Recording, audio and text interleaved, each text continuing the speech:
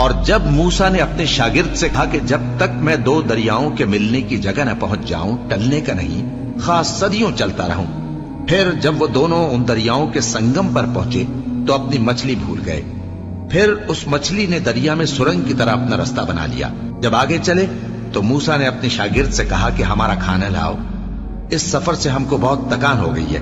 اس نے کہا کہ بھلا آپ نے دیکھا کہ جب ہم نے اس چٹان کے پاس آرام کیا تھا تو میں مچھلی وہیں بھول گیا، اور مجھے آپ سے اس کا ذکر کرنا شیطان نے بھلا دیا، اور اس مچھلی نے عجیب طرح سے دریا میں اپنا رستہ بنایا۔ موسیٰ نے کہا یہی تو وہ مقام ہے جسے ہم تلاش کرتے تھے۔ تو وہ اپنے پاؤں کے نشان دیکھتے دیکھتے لوٹ گئے۔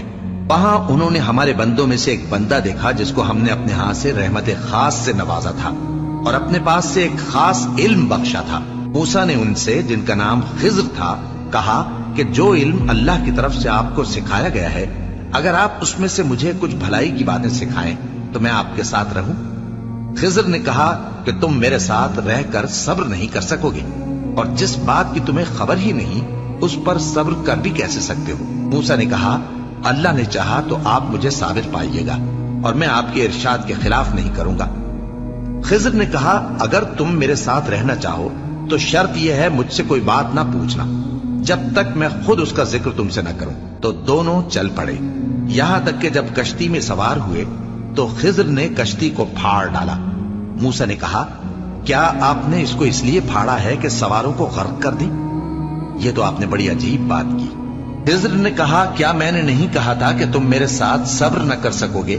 موسیٰ نے کہا کہ جو بھول مجھ سے ہوئی اس پر مواخذہ نہ کیجیے اور میرے معاملے میں مجھ پر مشکل نہ ڈالیے۔ پھر دونوں چلے، یہاں تک کہ رستے میں ایک لڑکا ملا تو خضر نے اسے مار ڈالا۔ موسیٰ نے کہا کہ آپ نے ایک بے گناہ شخص کو ناحق بغیر قصاص کے مار ڈالا، یہ تو آپ نے بری بات کی۔ خضر نے کہا کیا میں نے نہیں کہا تھا کہ تم سے میرے ساتھ صبر نہیں ہو سکے گا؟ انہوں نے کہا کہ اگر میں اس کے بعد پھر کوئی بات پوچھوں یعنی اعتراض کروں تو مجھے اپنے ساتھ نہ رکھیے گا کہ آپ میری طرف سے عذر کے قبول کرنے میں حد کو پہنچ گئے ہیں۔ پھر دونوں چلے، یہاں تک کہ گاؤں والوں کے پاس پہنچے اور ان سے کھانا طلب کیا۔ انہوں نے ان کی ضیافت کرنے سے انکار کیا۔ پھر انہوں نے وہاں ایک دیوار دیکھی جو گرا چاہتی تھی تو خضر نے اس کو سیدھا کر دیا۔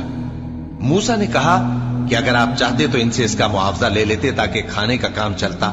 خضر نے کہا کہ اب مجھ میں اور تم میں علیحدگی، مگر جن باتوں پر تم صبر نہ کر سکے میں ان کا تمہیں بھید بتائے دیتا ہوں کہ وہ جو کشتی تھی غریب لوگوں کی تھی جو دریا میں محنت کر کے یعنی کشتیاں چلا کر گزارا کرتے تھے، اور ان کے سامنے کی طرف ایک بادشاہ تھا جو ہر اچھی کشتی کو زبردستی چھین لیتا تھا۔